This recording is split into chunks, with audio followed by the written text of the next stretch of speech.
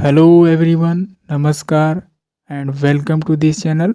आई am Rakesh. आज की इस वीडियो में हम लाए हैं एक बहुत ही मज़ेदार इंटरेस्टिंग मोरल स्टोरी। तो आइए शुरू करते हैं। First of all, the title name of this story, the strong and the weak pots. That is Hindi meaning, strong का मतलब मजबूत एंड और द वीक डेट इज कमज़ोर पोट्स। यहाँ पर पोट्स का मतलब बर्तनों यानी कि मटका कह सकते हैं, पात्र। दो बर्तनों की बात हो रही है। यह स्टोरी दो बर्तनों की है, एक स्ट्रॉन्ग है और एक वीक यानी कि एक मजबूत और एक कमज़ोर। Let's move on the first paragraph. My dear learners, reading and translation method के जरिए हिंदी लैंग्वेज के साथ इंग्लिश को इम्प्रूव करते हैं। So listen and watch carefully till the end. आइए इंग्लिश में लिखे इस मोरल स्टोरी को हिंदी में समझते हैं। लॉन्ग अगो, लंबे समय पहले की बात है। There was a small village, कहा जा रहा है लंबे समय पहले की बात है, एक छोटा सा गांव था। It had a beautiful stream. Stream का मतलब नदी और उसके धारा से है। इस गांव में ईट किसके लिए, गांव के लिए है, विलेज के लिए है। इस गांव के पास था, क्या था, एक बहुत ही सुंदर नदी था।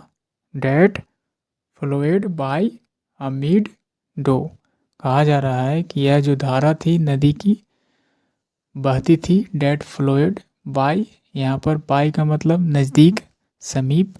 किसके समीप, एक चरागाह यानी कि घास के मैदान के समीप यह जो है से नदी बहती थी। वन डे, एक दिन। टू वुमेन, एक दिन क्या हुआ, दो औरतें।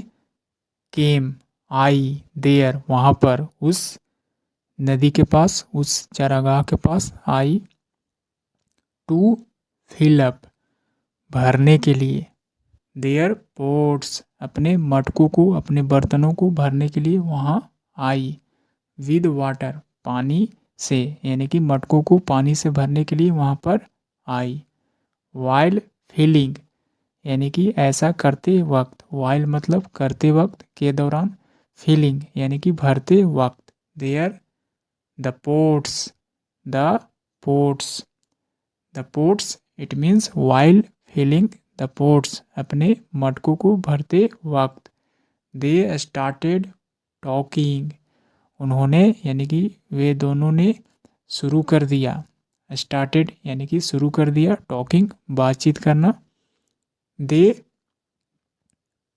बिकेम सो इनग्रोस्ड इन टॉकिंग, और वे लोग जो हैं, दे यानी कि वे लोग बिकेम हो गए, क्या, सो इतना, इनग्रोस इतना तल्लीन हो गए यानी कि बातों में खो गए। इन टॉकिंग यानी कि बातचीत में क्या हो जाना, तल्लीन हो जाना, खो जाना। इनग्रोस का मतलब तल्लीन हो जाना, यानी कि पूरी तरह से अटेंशन कंप्लीटली एक वर्क पर देना, किसी एक कार्य में पूरी तरह से क्या हो जाना, खो जाना। यानी कि वे लोग जो हैं बात करने में खो गए, इतना खो गए कि डैट की दे वेंट होम, वे दोनों औरतें पहुँचे, गए अपने घर, होम, विदाउट देयर पोट्स, बिना मटके के, यानी कि बिना मटके के वह जो है से घर पहुँचे। One pot was made of brass and the other of clay, कहा जा रहा है कि दोनों औरतों के पास जो बर्तन थे, मटके थे, वह कैसा था, एक पोट यानी कि एक बर्तन जो था मेड ऑफ ब्रास, पीतल का बना हुआ था, एंड दूसरा दूसरा जो था क्ले, मिट्टी का बना हुआ था। नेक्स्ट, एज द टाइड रोज, जैसे ही नदी में जो पानी की लपटें हैं, पानी की धारा ऊपर उठी। टाइड का मतलब ज्वार, यानी कि पानी की तेज धारा। रोज यहाँ पर राइज का सेकंड फॉर्म, राइज का मतलब उठना, यानी कि ज्वार, जैसे ही ज्वार उठा, पानी की लपटें, तेज लपटें उठी। The water carried of both the ports down stream.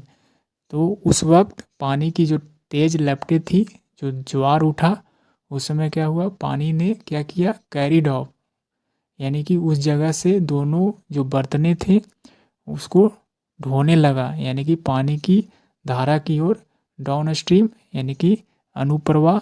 The clay pot, यानी कि जो मिट्टी का बर्तन था, struggled to keep itself away from the brass pot. कहा जा रहा है जो मिट्टी का बर्तन था, स्ट्रगल्ड संघर्ष किया, टू कीप इटसेल्फ खुद को, अवे यानी कि दूरी बनाए रखने के लिए, दूरी बनाए रखने के लिए, फ्रॉम द ब्रास पोट यानी कि पीतल के जो बर्तन था उससे, कीप अवे दूरी बनाए रखने के लिए खुद को, स्ट्रगल्ड संघर्ष किया।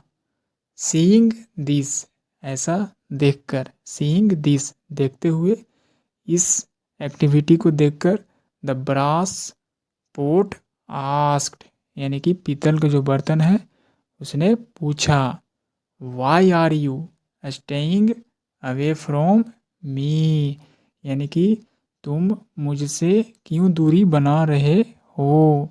स्टे अवे मतलब उस जगह से हटना, यानी कि मेरे पास से तुम क्यों हट रहे हो।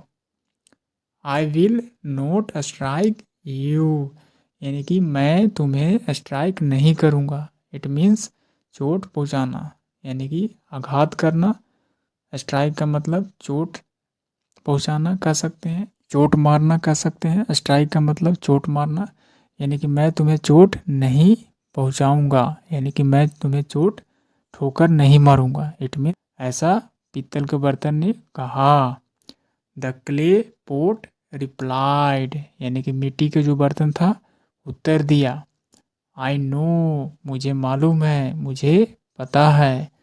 If I come too close to you, यानी कहा जा रहा है कि मिट्टी के बर्तन के द्वारा कहा जा रहा है कि आई नो, मुझे मालूम है, मुझे पता है, यदि आई कम मैं आता हूँ, टू क्लोज बहुत ही नज़दीक, टू यू तुम्हारे पास, आई विल ब्रेक मैं टूट जाऊँगा। यदि तुम्हारे पास में बहुत ही नज़दीक अगर मैं तुम्हारे पास आता हूँ तो आई विल ब्रेक मैं टूट जाऊँगा। You are too tough and I am so weak, कहा जा रहा है मिट्टी के बर्तन के द्वारा कि तुम जो हो, यू आर टू टफ, तुम बहुत ही सख्त हो, कड़े हो, और आई एम सो वीक मैं बहुत ही कमज़ोर हूँ। इस प्रकार वेदर आई हीट यू और यू हीट मी, चाहे मैं तुम्हें चोट पहुँचाऊँ या और यू हीट मी, चाहे तुम मुझे चोट पहुँचाओ। हीट का मतलब चोट पहुँचाना, हीट का तीनों फॉर्म हीट ही होता है, हीट हीट हीट। यहाँ पर कहा जा रहा है कि वेदर यानी कि चाहे आई हीट यू मैं तुम्हें चोट पहुँचाऊँ, या फिर यू हीट मी तुम मुझे चोट पहुँचाओ, I shall be the one to suffer, इन दोनों कंडीशन में मैं हो जाऊंगा, यानी कि द वन मैं हो जाऊंगा, सफ़र पीड़ित हो जाऊंगा, यानी द ब्रास पोट पीतल का जो बर्तन है, कूड ओनली नोड इन एग्रीमेंट, यानी कि पीतल के बर्तन ने क्या कहा, कूड ओनली कर सका, पीतल के बर्तन कर सका, ओनली केवल, नोड यानी कि सिर हिलाना, इन एग्रीमेंट यानी कि सहमति देना, सहमति में सिर हिलाया, यानी कि केवल वह सिर हिला सका अपनी सहमति में। This is all about the story I finished, and what is the moral of this story. The moral, the strong and the weak can not keep company. कहा जा रहा है जो मजबूत होते हैं और जो कमज़ोर होते हैं, यानी कि मजबूत लोग और कमज़ोर लोग, या कह सकते हैं मजबूत और कमज़ोर चीज़ कैन नोट नहीं रह सकते हैं, कीप कंपनी, यानी कि साथ में नहीं रह सकते हैं, ऐसा कहने का मतलब हुआ। यहाँ पर मिट्टी का बर्तन कमज़ोर और पीतल के बर्तन को मजबूत कहा जा रहा है। इन दोनों को कंपेयर करते हुए